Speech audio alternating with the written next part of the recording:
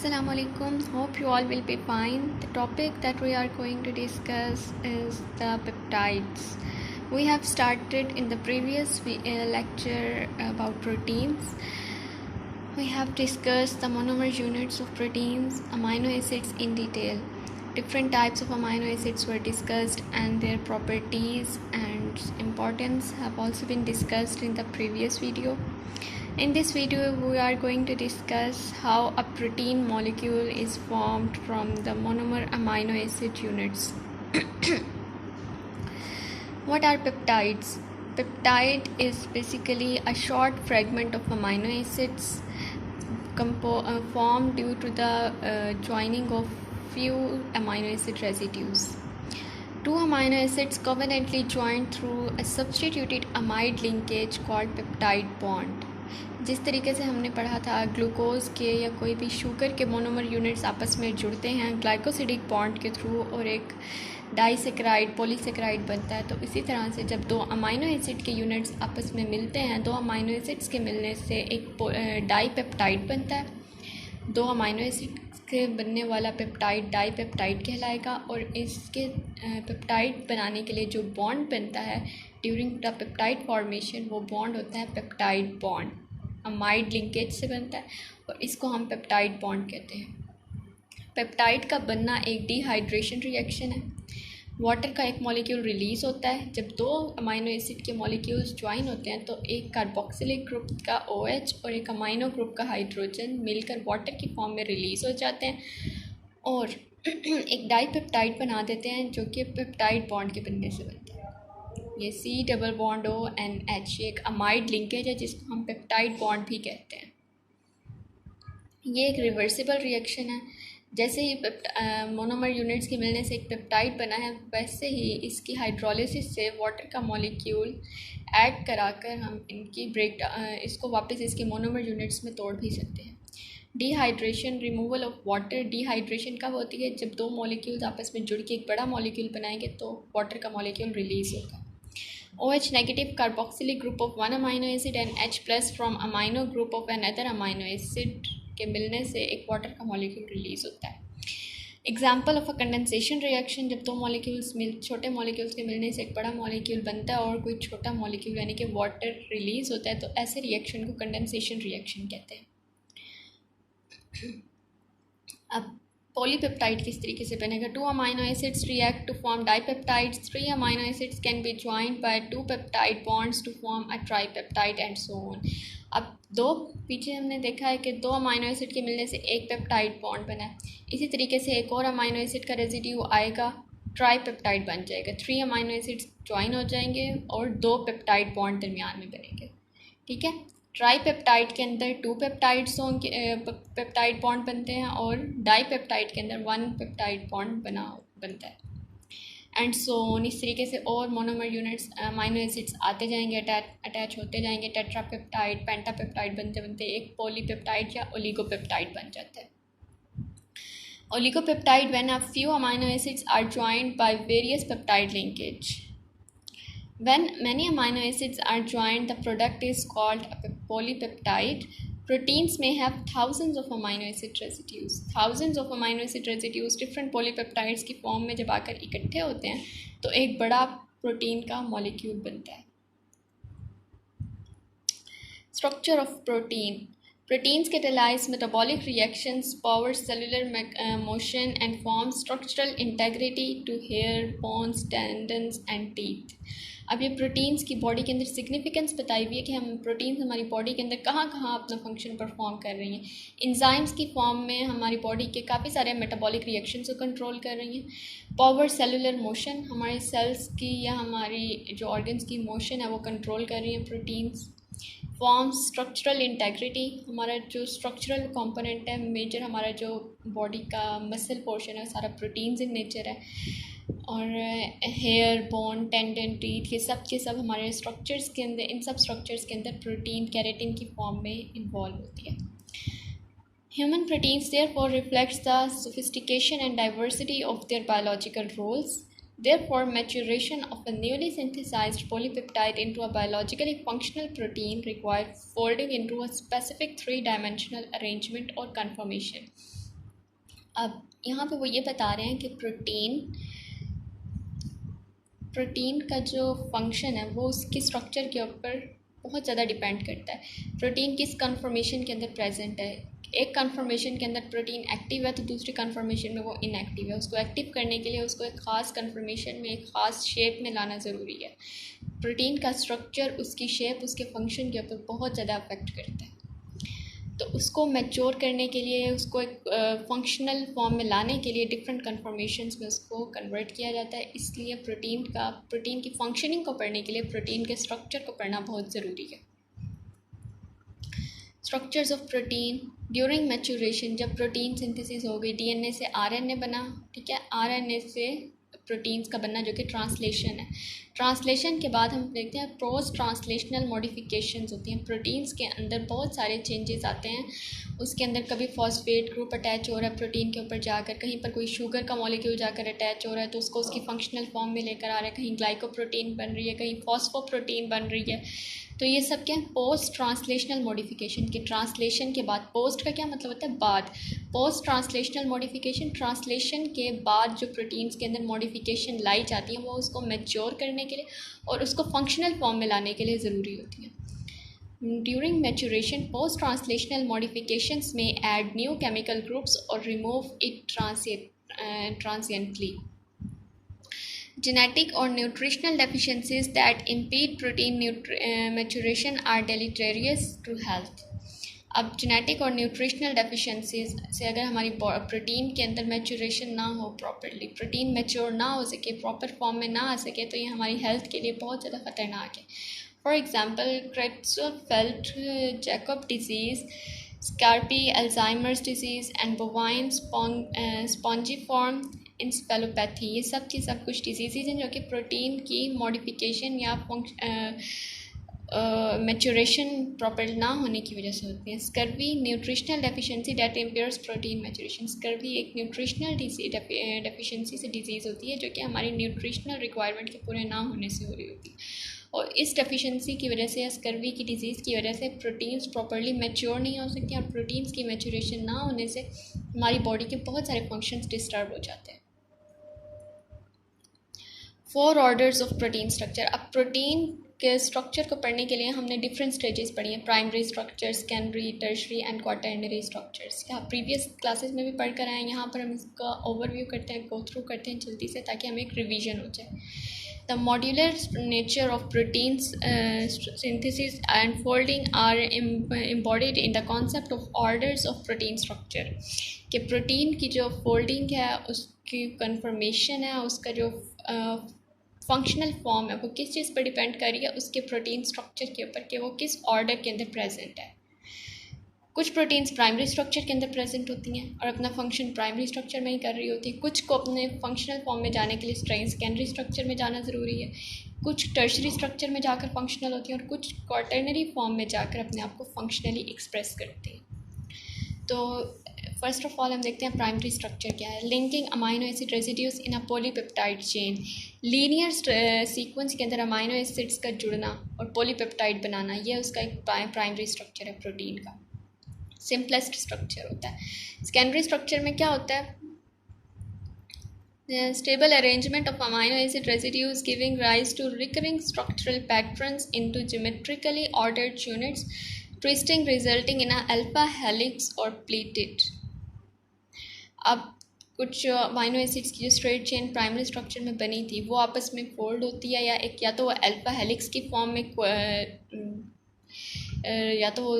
Alpha helix की form में round होना स्टार्ट हो जाती हैं, या फिर उनके अंदर क्या होती है, शीट्स बनना स्टार्ट हो जाती हैं, अल्फा हेलिक्स और प्लीटेड शीट्स। अब टर्शरी स्ट्रक्चर के अंदर वही शीट्स आपस में फोल्ड होती हैं और 3 डायमेंशनल स्ट्रक्चर के अंदर ले आती हैं अपने आप को। Assembly, the 3 dimensional assembly of a secondary structure units to form larger functional units, एक बड़ा फंक्शनल यूनिट बनाने के लिए। क्वाटर्नरी स्ट्रक्चर में क्या होता है, अब एक टर्शरी स्ट्रक्चर से एक फोल्डेड स्ट्रक्चर आया, इसी तरीके से एक और स्ट्रक्चर आया फोल्डेड स्ट्रक्चर। डिफरेंट पॉलीपेप्टाइड्स, हमारे पास एक ही प्रोटीन डिफरेंट पॉलीपेप्टाइड्स की फॉर्म में डिफरेंट पॉलीपेप्टाइड्स की चेन्स के ऊपर कंसिस्ट कर रही हो अगर, तो वो पॉलीपेप्टाइड्स आपस में कुछ बॉन्ड्स के ज़रिए जुड़ती हैं और फर्दर फोल्ड होती हैं।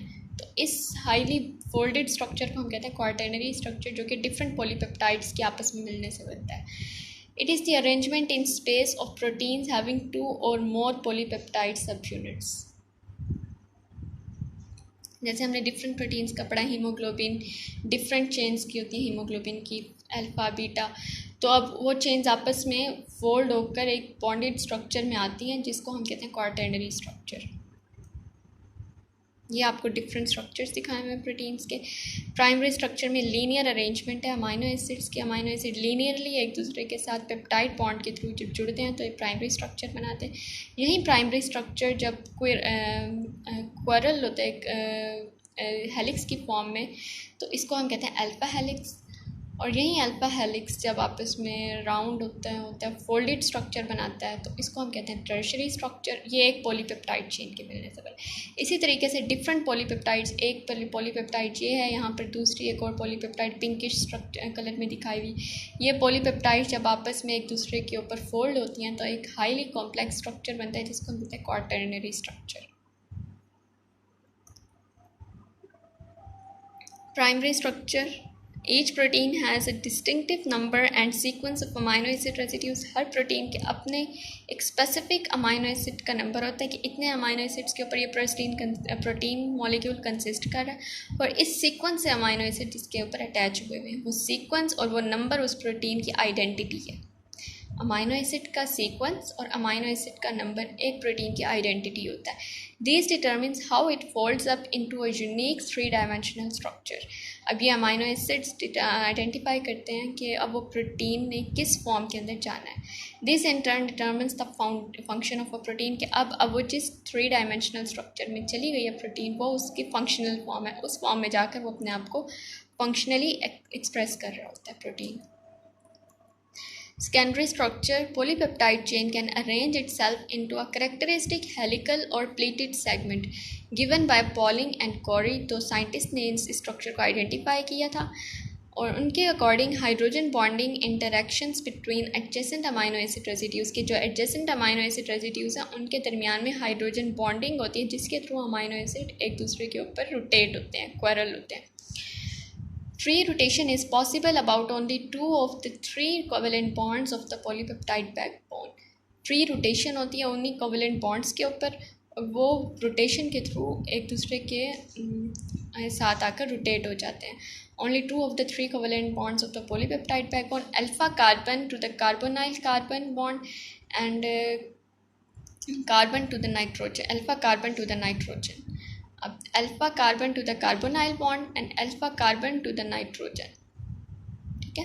ये बॉन्ड रोटेट होकर कार्बोनाइल कार्बन के साथ आ जाएगा और ये बॉन्ड नाइट्रोजन के साथ, ठीक है। तो इनके रोटेशन से एक ख़ास तरह का पॉलीपेप्टाइड हेलिकल या प्लेटेड फॉर्म में आ जाता है। अब सेकेंडरी स्ट्रक्चर में अल्फ़ा हेलिक्स किस तरह से बनता है। Alpha helix is twisted by an equal amount about each alpha carbon. Each alpha carbon के ऊपर जब अमाइनो एसिड ट्विस्ट होता है तो एक अल्फ़ा हेलिक्स या ट्विस्टेड स्ट्रक्चर आता है with a phi angle of approximately 57 degree पर। वो अल्फ़ा हेलिक्स जब रोटेट होता है तो 57 के एंगल पर जाकर रोटेट होता है and a Sai angle of approximately 47। Complete turn of the helix contain an average of 3.6 amino acyl residues। 3.6 amino acid के रेजिड्यूज़ एक हेलिक्स के अंदर एक टर्न के अंदर प्रेजेंट होते हैं। अब distance it rises per turn is pitch of 0.54 nanometre. कि अब 0.54 नैनोमीटर क्या है कि एक टर्न से दूसरे टर्न तक के दरमियान जो डिफरेंस आ रहा है वो डिस्टेंस इसकी पिच कहलाता है और वो होता है 0.54 नैनोमीटर। और इस पिच के अंदर जितने अमाइनो एसिड प्रेजेंट होते हैं वो हैं 3.6 residues. R groups of each amino acyl residue is an alpha helix face outward। क्या अब R ग्रुप्स जो होते हैं अमाइनो एसिड के जो R ग्रुप्स होते हैं वो अल्फा हेलिक्स के आउटवर्ड डायरेक्शन में होते हैं, ठीक है। ये जो अल्फा हेलिक्स है इसकी आउटवर्ड डायरेक्शन में जाएंगे।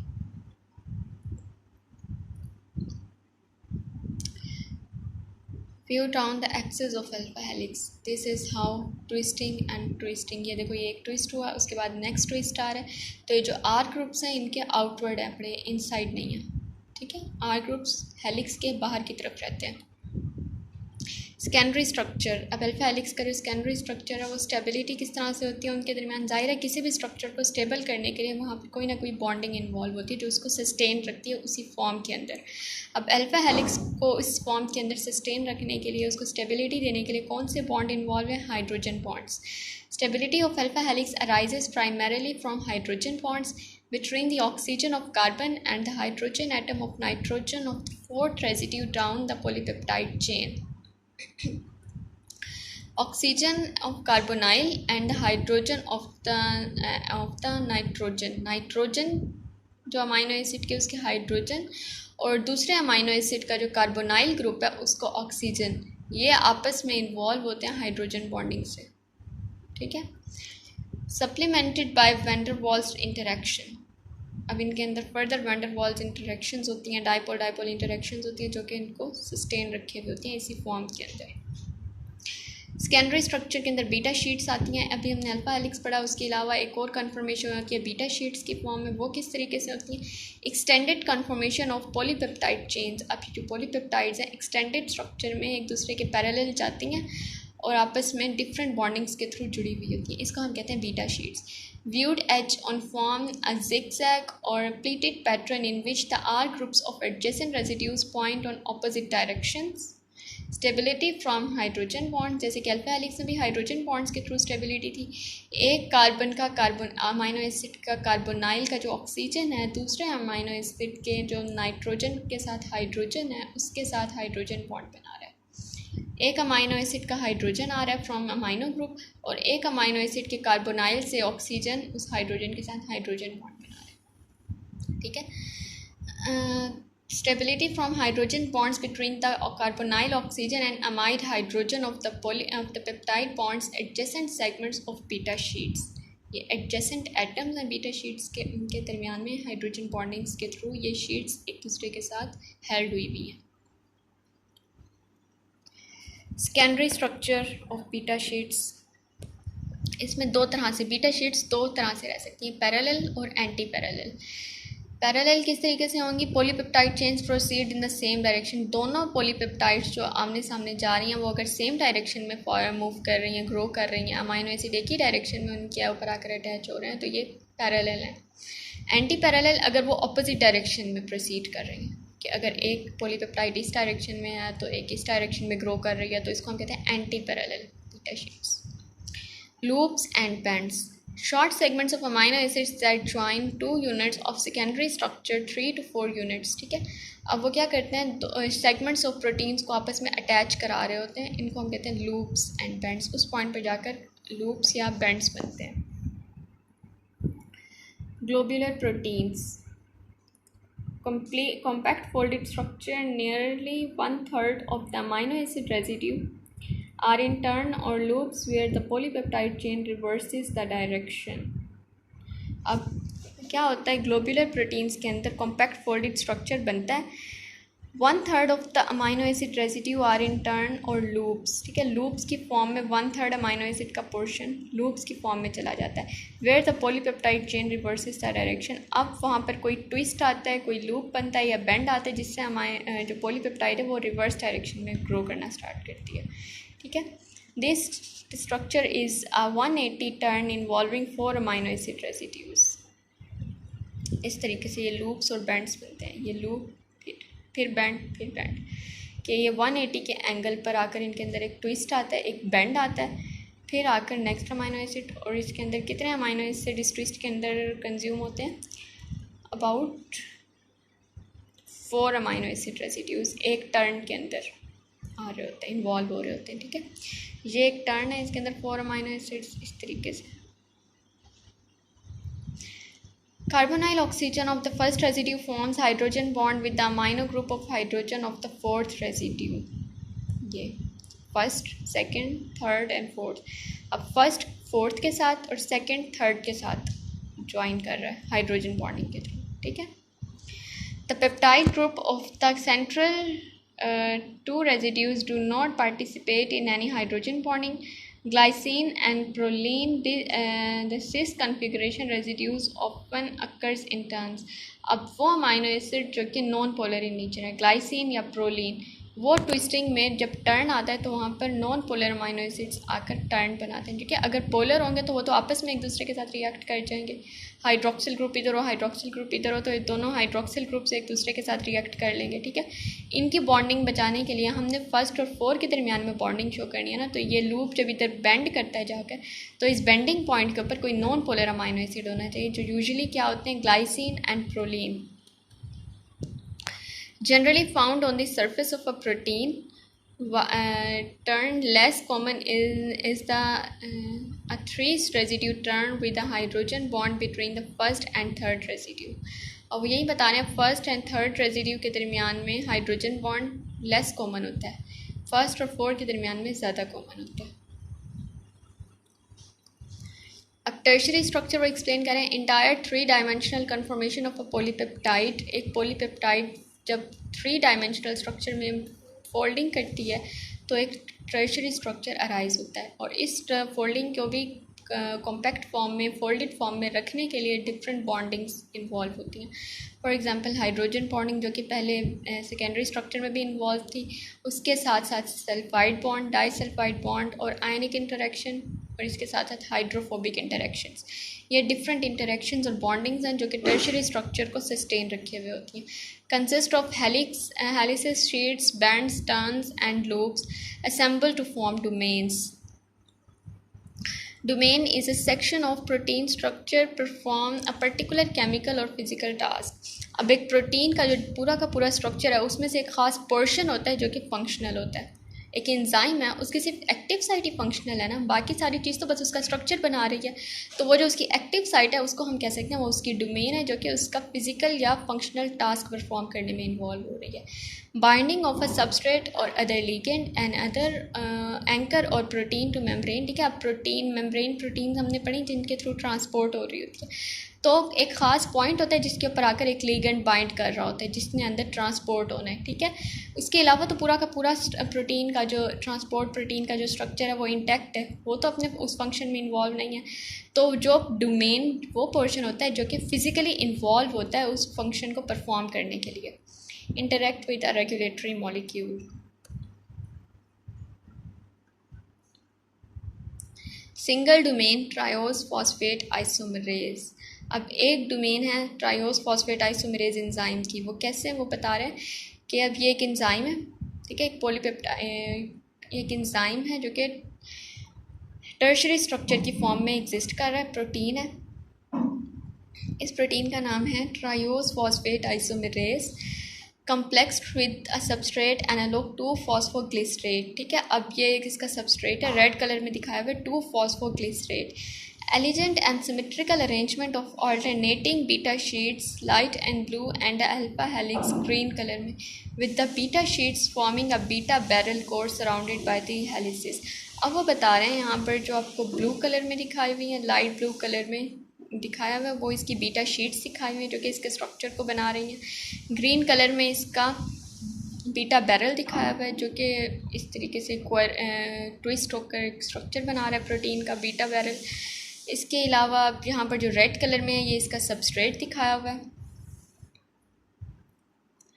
टर्शरी स्ट्रक्चर, सिंगल डोमेन और 2 डोमेन, दो तरह से टर्शरी स्ट्रक्चर में अगर हम डोमेन्स की बात करें तो सिंगल डोमेन भी हो सकती है, 2 डोमेन भी हो सकती है। ट्रायोस फॉस्फेट आइसोमरेज जो और मायोग्लोबिन, इनकी सिंगल डोमेन होती है। और 2 डोमेन वाले कौन से एग्जांपल्स हैं, ऐसे एंजाइम जिनके ऊपर 2 डोमेन्स होती हैं, लैक्टेट डिहाइड्रोजिनेज, क्विनोन एंड ऑक्सीडोरिडक्टेज। तो ये बाईफंक्शनल भी बोल सकते हैं, 2 तरह के फंक्शंस परफॉर्म कर सकते हैं, ठीक है। जैसे कि रिवर्सिबल के केस में कि ये रिवर्स बैक भी कर सकते हैं उस रिएक्शन को। तो a polypeptide with 200 amino acid normally consist of 2 और मोर डोमेन्स। अब एक पॉलीपेप्टाइड जो कि 200 या इससे ज़्यादा अमाइनो एसिड्स के ऊपर कंसिस्ट कर रही है, वो क्या है, 2 या 2 से ज़्यादा डोमेन्स के ऊपर कंसिस्ट कर सकती है। Tetrameric enzyme lactate dehydrogenase with the substrate NADH and pyruvate bound.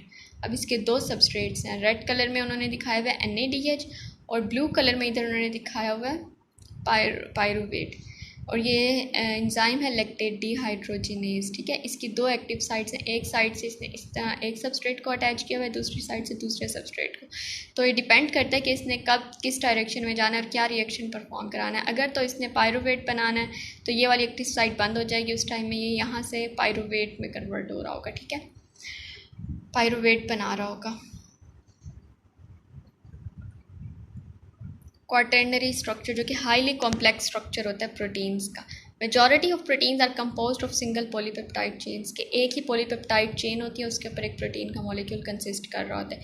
लेकिन कुछ केसेस में क्या होता है, some of the proteins consist of 2 और more polypeptide chain which may be identical और डिफरेंट। एक से ज़्यादा पॉलीपेप्टाइड्स के ऊपर कोई प्रोटीन का मॉलिक्यूल कंसिस्ट कर सकता है, और वो पॉलीपेप्टाइड्स आइडेंटिकल भी हो सकती हैं, डिफरेंट भी हो सकती हैं एक दूसरे से। Such proteins are termed as oligomers and poses quaternary structures. अब वो जो प्रोटीन्स होती हैं उनको हम ओलिगोमर्स बोलते हैं, वो डिफरेंट पॉलीपेप्टाइड्स के ऊपर कंसिस्ट कर रही होती हैं। और ये प्रोटीन किस स्ट्रक्चर की फॉर्म में रहती है, क्वाटर्नरी स्ट्रक्चर की फॉर्म में। When it consist of 2 polypeptide, जिसको हम डाइमर बोलते हैं। अगर वो 2, 3 इस तरीके से है तो फिर डाइमर, ट्राइमर, टेट्रामर की फॉर्म में। मतलब कितने मर्स हैं, ओलिगोमर्स उसके पॉलीपेप्टाइड के यूनिट्स हैं, कितने पॉलीपेप्टाइड चेन्स हैं, 2 चेन्स हैं तो डाइमर, 3 चेन्स हैं तो ट्राइमर्स। होमोडाइमर्स होती हैं अगर वो दोनों पॉलीपेप्टाइड्स आइडेंटिकल हैं, और हेट्रोडाइमर होगा अगर तो वो पॉलीपेप्टाइड्स एक दूसरे से डिफरेंट हैं। Properties of a protein. We will discuss this topic in the next video. This is all about the protein structure and conformation. If you have any question, you can ask. Thank you.